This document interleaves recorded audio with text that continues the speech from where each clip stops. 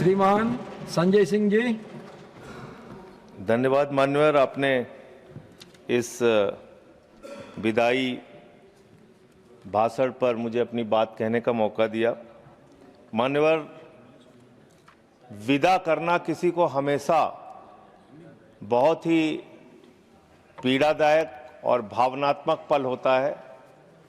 चाहे आप बचपन के दोस्तों से अलग होके कॉलेज में जाएं, चाहे बाप बेटी को विदा करें, और चाहे संसद के हमारे मित्र सत्ता पक्ष के हों या विपक्ष के हों, जब इनके अलग होने का, विदा होने का मौका आता है, मन बहुत भावुक होता है और निश्चित रूप से उनके साथ बिताए गए तमाम खट्टे मीठे अनुभव याद आते हैं और वो सदा के लिए रिश्ते को जीवित रखते हैं। मान्यवर, हमारे बीच से आज जो साथी इस सदन से विदा हो रहे हैं, इसका मतलब ये नहीं कि वो अपने जीवन में बाकी भूमिकाओं में अपना योगदान नहीं देंगे। मैं निश्चित रूप से मानता हूं कि जिस भी भूमिका में उनको उनका दल जिम्मेदारी देगा या दल से अतिरिक्त भी जो समाज सेवा के कार्य वो कर रहे होंगे, अनुकरणीय काम वो करेंगे। ईश्वर से मेरी ऐसी शुभकामना है, ऐसी प्रार्थना है उनके उज्जवल भविष्य के लिए। मान्यवर,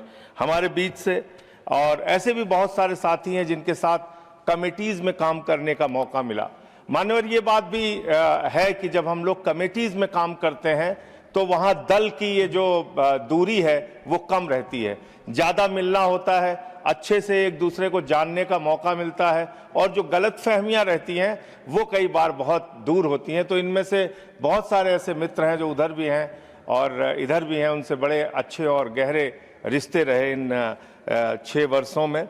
दिग्विजय सिंह जी जो रिटायर हो रहे हैं सदन से, शक्ति सिंह गोविल जी, साकेत गोखले जी, प्रियंका चतुर्वेदी जी, फौजिया जी, नीरज डांगी जी, एलंगो जी, रामचंद्र जी और अयोध्या राम रेड्डी जी, ऋतुव्रत बनर्जी जी, रजनी पाटिल जी, कलिता जी, मुन्ना भाई हमारे, वो भी हमारे साथ कमेटी में रहे, अंजू बाला जी, सुमेर सिंह जी, हमारे प्रेमचंद गुप्ता जी, आदरणीय प्रेमचंद गुप्ता जी, सुरेश रेड्डी जी, संगमम जी, अब्दुल्ला जी, सीमा द्विवेदी जी जो हमारे जौनपुर से हैं, उत्तर प्रदेश से, राम जी।